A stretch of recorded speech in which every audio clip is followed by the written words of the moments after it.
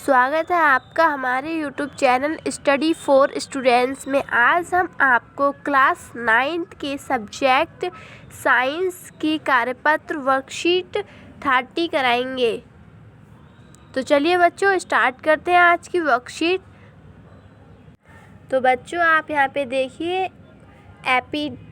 Epidermis मतलब उत्तक। आज हम उत्तक के बारे में पढ़ेंगे, काफ़ी डिटेल में हम इसकी स्टडी करेंगे आज। तो इस वीडियो को पूरा देखें बिना स्किप करें।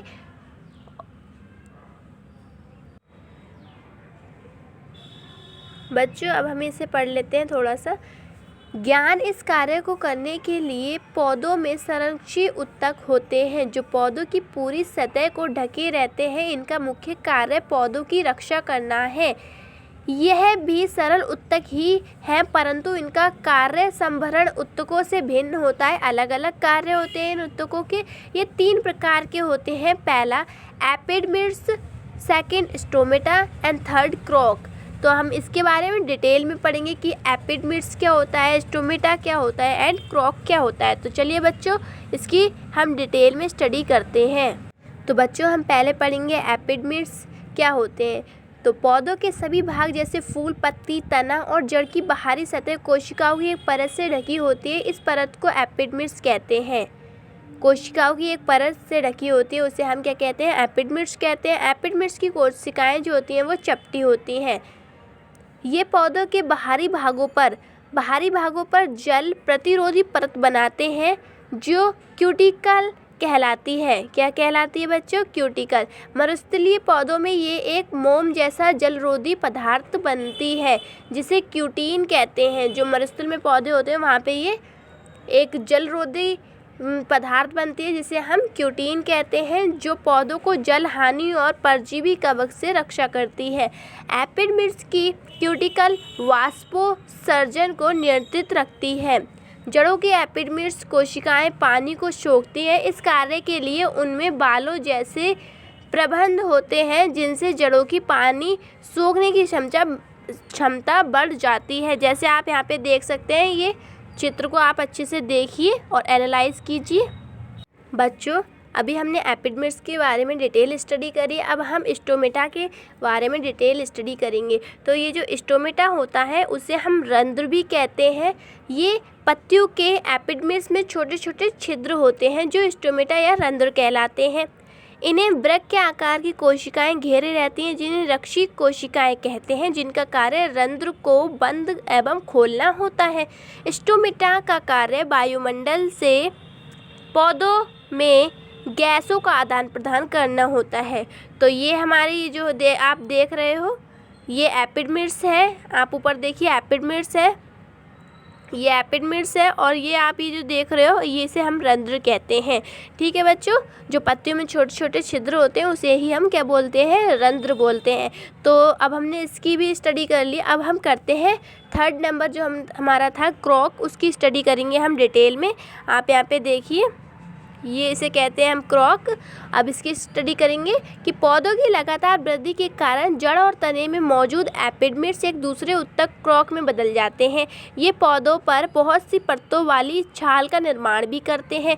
क्रोक की कोशिकाएं बीच में सुब्रीन नामक रसायन के जमाव के कारण कोशिकाओं की भित्ति मोटी हो जाती है। सुब्रीन इन छालों को हवा एवं पानी के लिए अभेद बनाता है। तो बच्चों हमने तीनों अपने जो टॉपिक्स थे एपिडर्मिस, स्टोमेटा एंड क्रोक, उनकी फुल डिटेल में स्टडी कर ली है। अब हम इसके देखते हैं प्रश्न उत्तर। तो प्रश्न देखते हैं फिर उसके हम उत्तर बताएंगे आपके लिए। चलिए स्टडी इसके प्रश्न देखते हैं हम। पहला क्वेश्चन है संरक्षित उत्तक किन्हें कहते हैं और ये पौधों में कहाँ पाए जाते हैं। तो हम इसका आंसर बताएंगे, आप इसे देखना।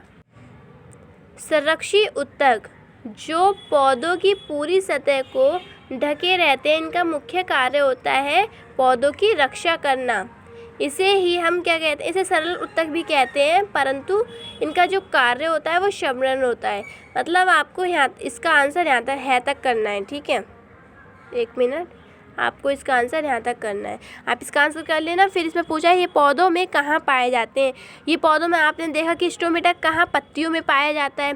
तो आप लिख लेना नंबर 1 डाल के कि पत्तियों में पाया जाता है ये, और एपिडर्स, ठीक है, आप पत्तियों में लिख लेना कि पत्तियों में पाया जाता है ये। आपका ये पहला क्वेश्चन जो है वो हो गया है। अब हम आपका देखते हैं सेकंड क्वेश्चन। एपिड मिर्च के कार्य बताइए, जो कि अभी हमने पढ़ा, तो हम देख लेते हैं इसके कार्य क्या होते हैं। तो आप इसका जो पहला कार्य देखेंगे, ये है इसका पहला कार्य, आप इसे यहाँ तक लिख लेना। ये पौधों के बाहरी भागों पर जल प्रतिरोधी परत बनाती है। और आप इसका दूसरा कार्य है, आप इसे लिख लेना। आप देखिए ये जो मैंने 2 कार्य लिखे हैं, आप ये लिख लेना। और इसके बहुत सारे आप जैसे इसके कार्य देख ही रहे हैं, पूरी डिटेल में स्टडी की है हमने, तो इसके जो कार्य आप पॉइंट वाइज हैं 5-6 आपके लिए यहाँ से ही आपको मिल जाएंगे, आप यहाँ से कर लेना, ठीक है। मैंने आपके लिए 2 एग्जाम्पल के लिए दिखा दिए। तो अब हम करते हैं क्वेश्चन नंबर 3 आपका। स्टोमेटा पौधों में कहाँ स्थित होते हैं, इनके कोई 2 कार्य लिख लें। इनके तो हमें पर्टिकुलर सिर्फ 2 ही कार्य लिखने, लेकिन जो मैंने आपको पहला वाला क्वेश्चन बताया उसमें आप कम से कम 5 कार्य लिखना। जो मैंने 2 बता दिए, 3 अपने पास से कर लेना, ठीक है। तो स्टोमेटा पौधों में कहाँ पाए जाते हैं? स्टोमेटा पौधों में पत्तियों में पाए जाते हैं। तो आप इसका आंसर ये यहाँ से कर लेना कि पत्तियों के एपिडर्स में छोटे छोटे छिद्र होते हैं जो स्टोमेटा या रंध्र कहलाते हैं। अब हमें इनके सिर्फ 2 कार्य बताना है, तो हम बता देते हैं इसके 2 कार्य। आप एक कार्य ये लिख लेना और आप दूसरा कार्य ये लिख लेना, ठीक है। तो ये 2 कार्य हमने बता दिए, तो हमारा क्वेश्चन नंबर 3 भी हो चुका है। अब हम देखते हैं अपना क्वेश्चन नंबर 4। तो 4th क्वेश्चन क्या बोलता है, क्रॉक के सख्त होने का क्या कारण है और इसका पौधों में क्या लाभ मिलता है हमें। तो हम इसे सॉल्व कर। तो अभी हमने आपको बताया ही था कि क्रॉक सख्त होने का कारण क्या होता है। मैंने यहाँ पे पेंसिल चला के आपको बता दिया है, ये आप लिख लेना यहाँ तक, ठीक है। अब थोड़ा मैं साफ़ कर दूँ इस चीज़ को, 1 मिनट आप रुकिए, रेज़ कर देती हूँ मैं इसे।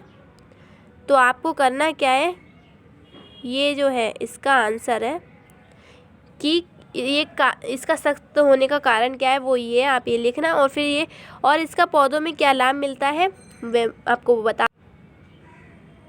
ये क्वेश्चन जो सेकंड प्रश्न पूछ रहा है एक ही क्वेश्चन के अंदर कि इसका पौधों में क्या लाभ मिलता है, आप उसका आंसर इसे लिखना। 1 मिनट, इसे कर लेना आप। तो आपके जो प्रश्न हैं वो यहाँ पे ही ख़त्म हो जाते हैं, सब प्रश्न हमने हल कर लिए हैं। तो आपको वीडियो अच्छी लगी तो वीडियो को लाइक करें, और चैनल पे नए हैं तो चैनल को सब्सक्राइब करना ना भूलें। Thank you for watching.